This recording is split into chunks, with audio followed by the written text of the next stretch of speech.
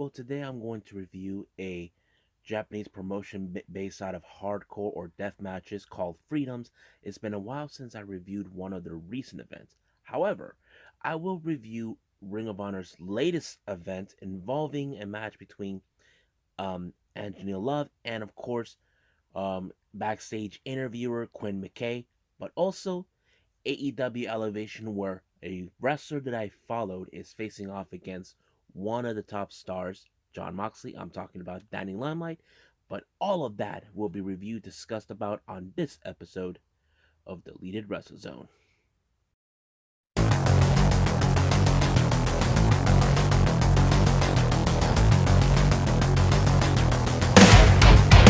Are you ready? Get up, get up! Get up, get up! Get up, get up! Get up, get up! Get up, get up! Get up, get up!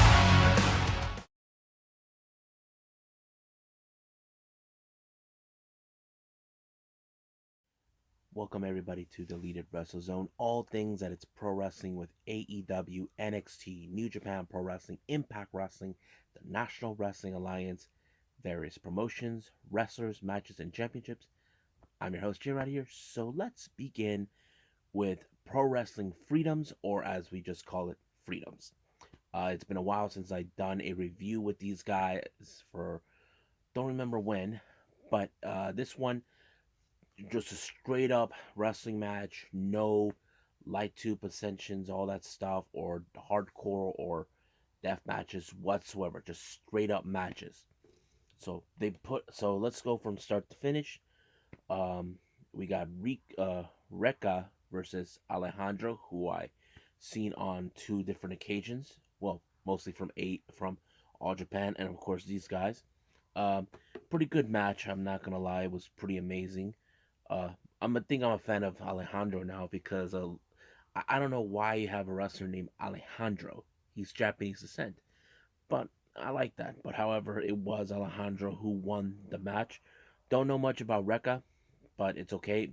Maybe down the line, I'll figure out who he is. Next match we have is a six-man tag team match. We got Branham Gam, Branham Rai, and Branham Kai taking on Mammoth, Zazaki, Violent Jack, and Dragon Libre. Now, I did not expect a whole lot on this one because I didn't know. I heard of these guys' names, but excuse me. Beyond that, I didn't know much. But it was a very interesting match, but not the best, but interesting. But of course, I can tell you all three Branham actually won, all thanks to Branham Wright, who actually pulled off the pin for his team. The next match we have is a tag team. We've got Keiji of Fukimoto and Kamui taking on Tomoya Arata and of course Takashi Sasaki, who I mentioned before on the ice ribbon on the trials with Suzuki.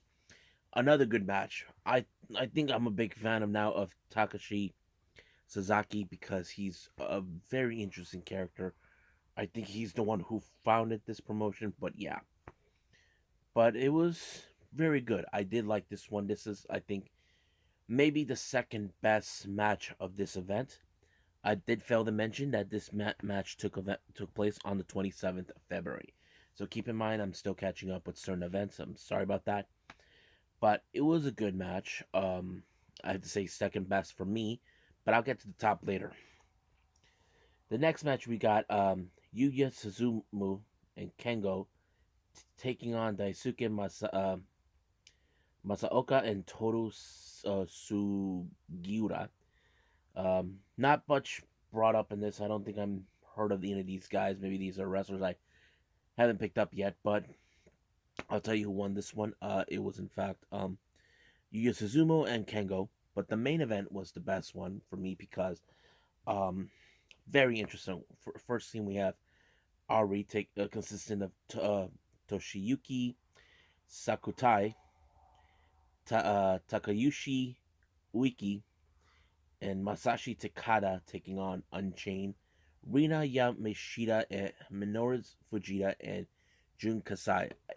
Best match of the night, especially when it comes to just having one woman involved in this match.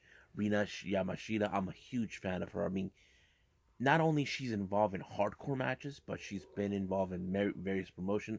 Her recent event that I saw was in Got to Move, but she's also made her previous appearance with Ice Ribbon, and I think Sealing as well, various promotions. But I'm a big fan of that. But however, Unchained did not win. It was the other team, Uri. But like I said, this is the best match ever that I did like for this particular event. There'll be more events of this one in down the future to review. Like I said, I'm trying to keep up, but we'll see what happens down the line. So let's move forward with Ring of Honor.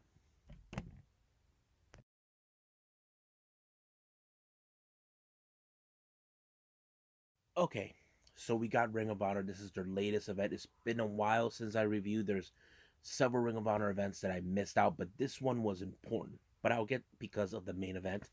I'll get to that in a bit. Now, the first opening match was Flip Gordon teaming up with EC3, taking on the Briscoes, uh, Jay and Mark. Now, there's a reason for that. EC3 back in Final Battle took on Jay Briscoe and he lost. But however, Mark Briscoe had issues with Flip, costing them an opportunity to win the tag team titles, which was the number one contendership. So basically, that's what's been going on. Now, the match was unbelievably good. Now, you can tell EC3 maybe not too fond with the attitude with Flip. Flip is now becoming this guy like a bit of a jerk who feels like he's being pulled down by many people because he had shots. He still has an opportunity for a Ring of Honor World Heavyweight title, but he hasn't gotten it yet. But however, they Flip Gordon used Jay Briscoe's chain to win the match, and EC3 has no clue what happened because he was the one who pinned Jay Briscoe and no Mark Briscoe, but that's what happened. So even the Briscoes are not happy with Flip. They know it's him because EC3 is the is the type who will not use any weapon whatsoever. Now, the next one we have is a big rant from Brian Johnson. Brian Johnson feels that the rest of the world is pathetic in the Ring of Honor. He criticized about the factions. They're like Shane Taylor Promotions, La Facción Ingobernable, whoever's there. He is putting himself to be the lone wolf that he is in his own little island. So he's calling him, since he's dubbing himself the Mecca, he goes out, it's the Mecca versus everyone. However, he put out an open challenge. And at first, I assumed he was going to face his longtime rival, a man he feels that he's a disgrace to the wrestling world, even though everybody loves him. I'm talking about Danhausen. Apparently, it wasn't the case. He called in a friend of his. I'm talking about the Frankenstein himself, PCO, which was the last thing Brian Johnson needed. Now, you ask yourself, Brian Johnson completely calls himself the Mecca, thinking he is the elite of pro wrestling. But however, how do you beat a guy who can't even die, for Christ's sakes? I think that's the question that many people say. But apparently, he was able to pull it. PCO was able to put him down by applying one of those kind of like the man of a cloth types. And of course, he picked up the victory. Even Danhausen, who was in commentary, was enjoying it because he loves it. That's who he is. Now, the main event was the backstage interviewer Quinn McKay and Angelina Love. Now, this feud between them has gone far enough. Ever since then, Angelina Love has picked on her on various occasions. But however, not too long ago, Marie Kanellis Bennett has now been placed as the board of directors in charge of the women's division. She put Quinn McKay and Angelina Love to be part of the. It was a good match, I have to say. It was unbelievable, even though we never seen Quinn McKay be in a match, but she did the best. She could have won, but if it wasn't for Mandy Leon that got involved, she would have been involved in the women's tournament. But I have that distinct feeling that this will not be the last of it. Angelina Love will go Fitz. being pissed off that it's unfair that she's in it, that she didn't do the right thing, because we all know Angela Love's reputation, that she's been in various promotions, been hold many titles, especially mostly from Impact. But it is what it is. Angela won, but all we can do is give a standing ovation to Quinn McKay for a great effort in this match.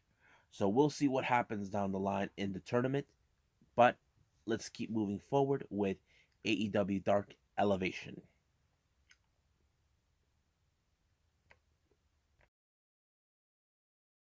So this is the last thing I'm going to review. This is the latest AEW Dark Elevation episode. Opening match was David Ali taking on Lee Johnson. Lee Johnson continues to improve on his craft. As you know, he's a member of the Nightmare family. Um, I love Lee Johnson, what he can do. Uh, Great match. He picked up the huge victory when he made the pinfall, beating David Ali. Next match we got Eddie Kingston taking on VSK.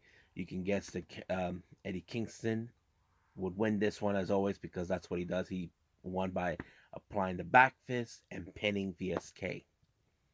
The next match we have is the dynamic Fuo, All Ego, Ethan Page, and Scorpio Sky taking on Baron Black and Fuego del Sol. But you can tell Ethan Page ended the match by applying the ego edge onto Fuego del Sol to pick up the victory. So I think we may seeing Ethan Page and Scorpio Sky be a steady tag team, because right now we know that AEW has been the focal point of tag team division since they first began.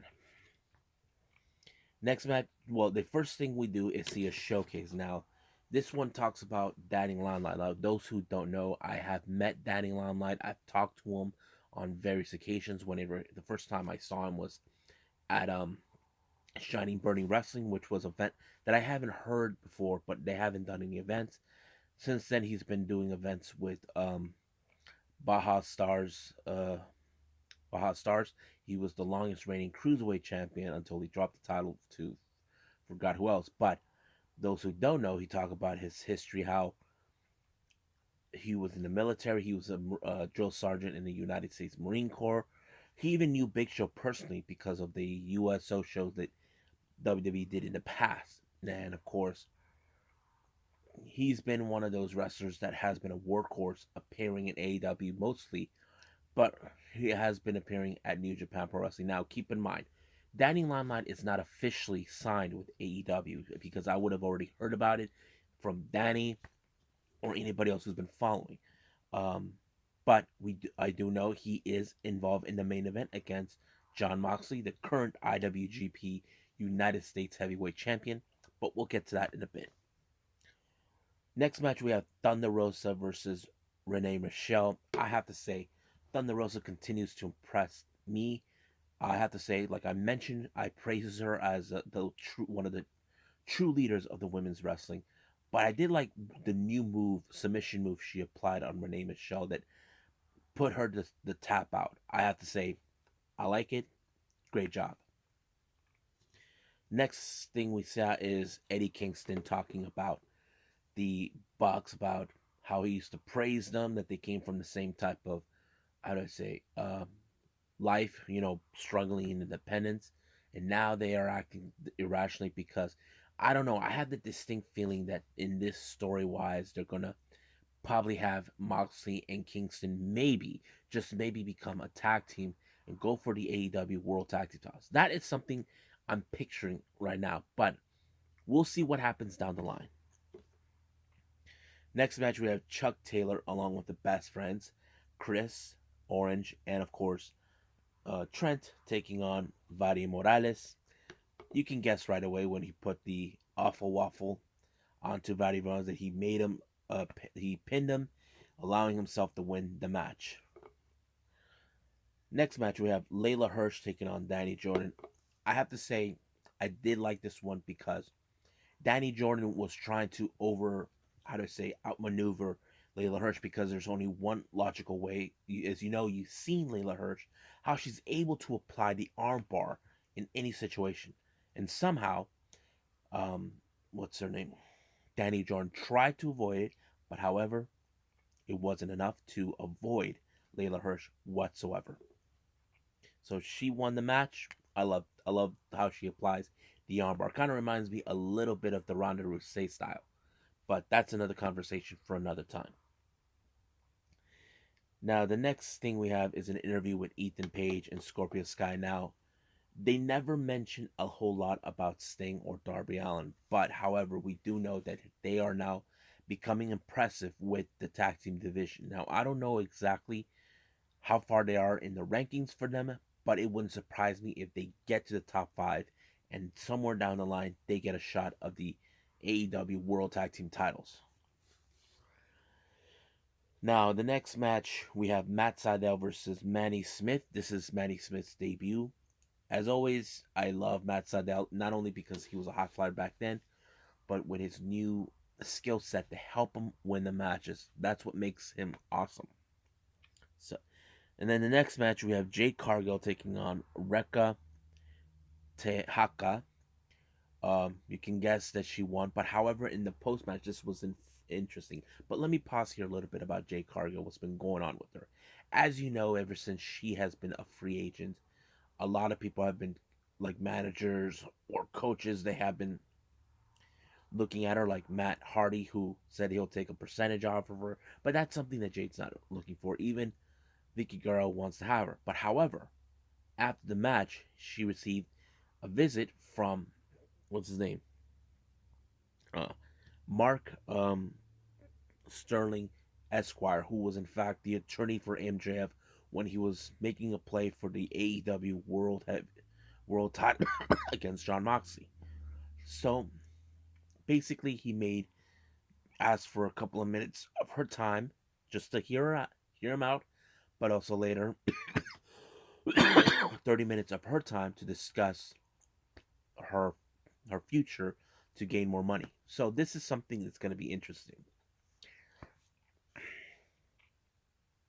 Next match we have Mark Quinn and Matt Hardy taking on Dylan McQueen and Dean Alexander. However, Mark Quinn did not have his wrestling gear. I don't know what it was all about, but they did continue on without his gear, and it was good. I have to say, they played it well on this one, but however, you can guess that Hardy picked up the victory for a team as always. Excuse me. Next match, we have Britt Baker's taking on Rochelle Rose. You can guess that Britt Baker won, but did not apply that claw thing that normally she uses to win. It was a simple pinfall, but we all know what is going on. She's trying to make sure she stays number one because she will be facing Hikaru Shida at Double or Nothing for the AEW Women's title.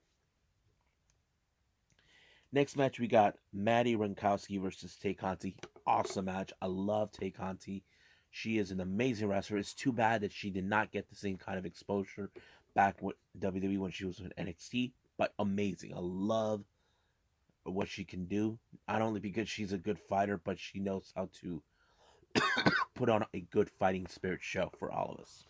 So she picked up a great victory.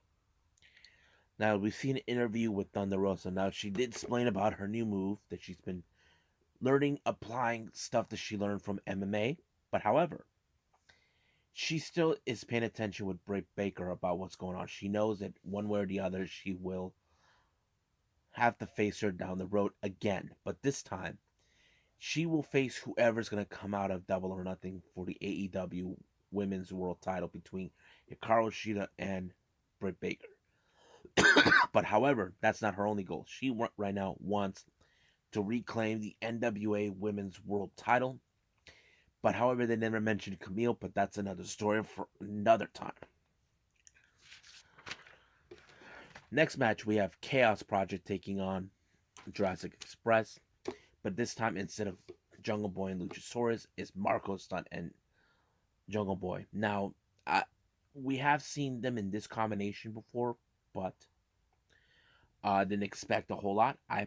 However, I did enjoy how this match ended when they pinned Serpentico. Even though we've seen the Odd Couple try to win matches like it with some unusual orthodox, but it did not happen in this case. So, Jurassic Express won. Next match, we have Isaiah Cassidy along with the members of the Family Office taking on Alexander Reynolds along with Silver and Colt of the Dark Order. There were some moments you can see there was Hardy and Mark Quinn actually tried to break Reynolds, but however, in this match, it did not happen. Reynolds was able to pick up the victory, but however, Hardy will not take that lightly. So they started being down the others. I was surprised that the other members of the Dark Order didn't even show up. Uno, Stu, 10, and 5. But this feud is far from over between them. Now the main event, Danny Limelight taking on Jon Moxley. Great match. I have to say it did show a lot of character with um, Danny Limelight taking on a guy who is one of the most dominant wrestlers today. Not only so, the longest reigning AEW World Champion again, but he did put Limelight away when he applied the paradigm shift in the second rope, and bam, wins the match. So I think that's pretty much it. What happened at AEW Dark. So um, I think that's it right now for that.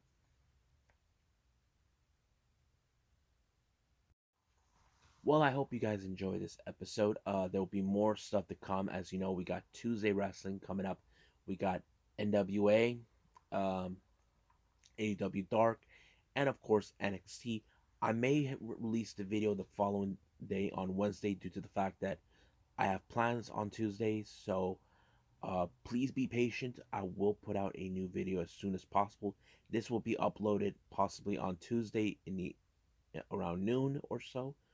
But I think that's pretty much what I got to do. I will throw in maybe an occasional um, another show because there's three. I want to fill up the gap with four. I may throw in Ash to Ashes by Game Changer Wrestling or GCW. So I think that's pretty much it right now. So I'll see you guys in the next DWZ time. Same DWZ channel. I must bid all of you adieu.